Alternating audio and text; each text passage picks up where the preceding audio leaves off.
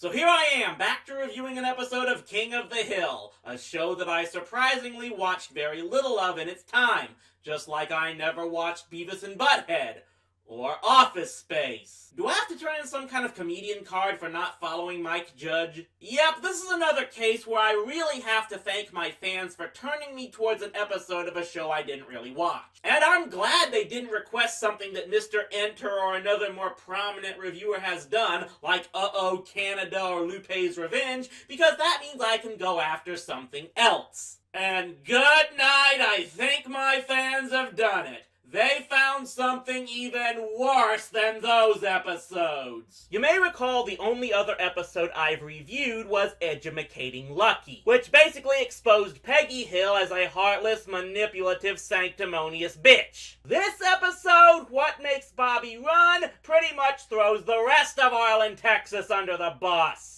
We begin with Bobby trying to submit photos of himself for the school yearbook, shamelessly trying to make class clown. PTA said we can't do the 8th grade poll anymore. So in 20 years, everyone will remember Mike Soto bowling with blind kids, but Bobby Hill's talking tummy will be long forgotten. Yeah, as a guy who didn't attend his high school graduation, senior prom, or any school anniversary, I can't really understand his supposed plight. Come to think of it, why do I even still have this shirt anyway? Dub Taylor. Well, he was the best mascot Arlen's ever had. What a wild man. So Bobby goes to the band teacher and declares he's gonna try out to be the school mascot. Tryouts will be after school on Wednesday. And I want all pep, no filler. And remember, you'll be performing for a man who's seen a lot of pep in his day. Damn, that look just screams challenge accepted. So, with some help from Hank constructing him some prop horns, Bobby naturally nails the audition. And I'm already getting flashbacks to the Kim Possible episode Attack of the Killer BBs, where Ron became a school mascot. One of my favorite episodes of that series. Somehow I doubt this show's gonna reveal that Hank had a former classmate who became a mad scientist and made an army of fembots. But it turns out there's one downside to being the Landry Longhorn that Hank might have warned Bobby about earlier. Whenever Arlen is winning, it's a tradition for the McManerberry Band to charge the Longhorn and give him a pounding. Okay, yeah, what? Maybe McManerberry will take an early lead and hold it for the rest of the game. Yeah, and maybe I'll file a federal income tax return. Remind me again, how was Dale Gribble not in prison? But early in the game, Maynard has that lead Bobby was hoping for. Of course, that doesn't last. So while I'm wondering how Urinating Tree would describe this game in a sports ball video, Bobby comes up with the best defense possible against the Maynard band. Run like Charlie Brown at the end of the decathlon's 1,500 meters. No, this is some kind of comedy bit. He's gonna turn around any second. Maybe he's just going to the car to get a... he's gone. Whether people were booing or cheering, you got a reaction, and by golly, that's what counts. When Peggy Hill is speaking the best logic possible, this episode is screwed. Of course, now everyone in the school hates Bobby, including the school nurse humiliating him in the halls. It's so bad that Hank can't even go to the hardware store since the quarterback's dad works there. And let me remind you that this is all because Bobby wouldn't subject himself to not just one of the worst so-called traditions in any fictionalized sport, but the one that makes the absolute least sense! Now, admittedly, I'm not that knowledgeable of sports traditions below the college and some high school level, but in what universe would a school's fans like seeing their mascot get beaten up by the opposing team's band to take out the sadistic frustration of said team always beating them? I could possibly see the football players enjoying something like that because they'd be asshole jocks who look down on anyone who's not one of them. But how in the world would the Landry Band not stick up for their fellow Pep Squad member? How would someone's parents not have raised a stink think about this at some point in time, even back around the turn of the century when this was made. Remember, I live in Texas, so I know how ass backwards a lot of these places can be. But given that Arlen, for the most part, looks like the suburb of a city like Dallas or Austin that has likely been growing over the years, I just find it hard to believe that there wouldn't have been some people with a more progressive mindset here by now that would have raised some type of snit over this. Are we actually made to believe that even by the year 2000, every single person in Arlen, Texas thinks exactly like Hank in that being physically beat up is necessary to help toughen you up or some crap? I understand you're just a kid.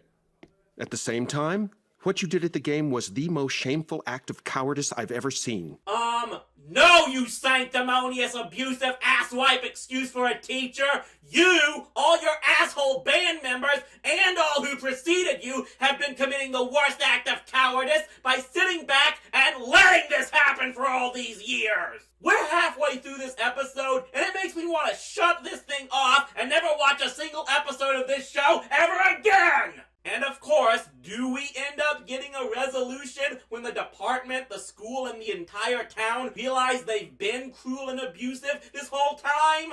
Of course not! This is a show that tried to make Hank look right for not liking Canadians! Instead, Bobby has to redeem himself by attempting to steal the live armadillo mascot of their other big rival, Belton. And of course, this involves him turning to Dale for help. Why am I not expecting these two to give Danny Ocean a run for his money? Sure enough, they run into a snag during the heist because at this same time, 4 kids from Belton have gone to steal the Longhorn suit. And again, Dale didn't warn Bobby of this possibility earlier because they race back to their school, but with Bobby being the only one in the room, the Belton kids just break open the door. Does Arlen have any law enforcement whatsoever?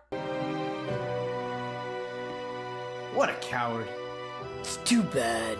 I wanted to give him a beating. He's in the suit. I'm calling it right now. He's in the suit. The next day, it's the big game, and Bobby has not been seen yet. Oh, and Hank invited the previous legendary mascot back home to watch the game at Bobby's request, who apparently still has the trash-talking school spirit of a high schooler, despite him having moved to Florida some time ago. You know, a friend of mine who lives there says it's not the native Floridians who are the crazies, it's the crazy people gravitate to that state. So, this is actually the most believable part of the episode. Other than that, this guy's presence is pointless. The best Longhorn ever and the father of the worst Longhorn ever. I say that because Bobby was guarding the Longhorn costume last night and some kids came to steal it and he turned tail and ran. You turned tail before he did! My God, is everyone in Arlen either sanctimonious or a hypocrite or both? We cut to the Belton storage room, and once the guards decide the coast is clear and leave, oh, guess what? Bobby was hiding in the suit. You'd have thought the kids that stole that suit would have noticed it was heavier than it should be. Apparently, the stupid is like a disease in Arlen. To sum this all up, Bobby takes the armadillo and is being chased by everyone in the school, including the freaking teachers, before he makes his way out into the stadium and onto the field with the armadillo. And then the Belton football players beat him up. And everyone from Landry, including Hank, is proud of Bobby because he got his beating. I cannot remember the last time a show tested my moratorium on not using excessive profanity this much. Bobby just started a new tradition.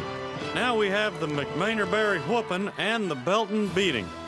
What a great time to be a Longhorn. You are a terrible father, Hank! You know what? After this, I'm glad I never watched this show. What is this episode trying to say? That you haven't really become a man until you've taken a beating from other people? Crap like this is why hazing is still a problem in the world. Screw Hank Hill, screw Arlen, Texas, and screw their ass-backward customs of preteen kids getting beat up for the town's amusement.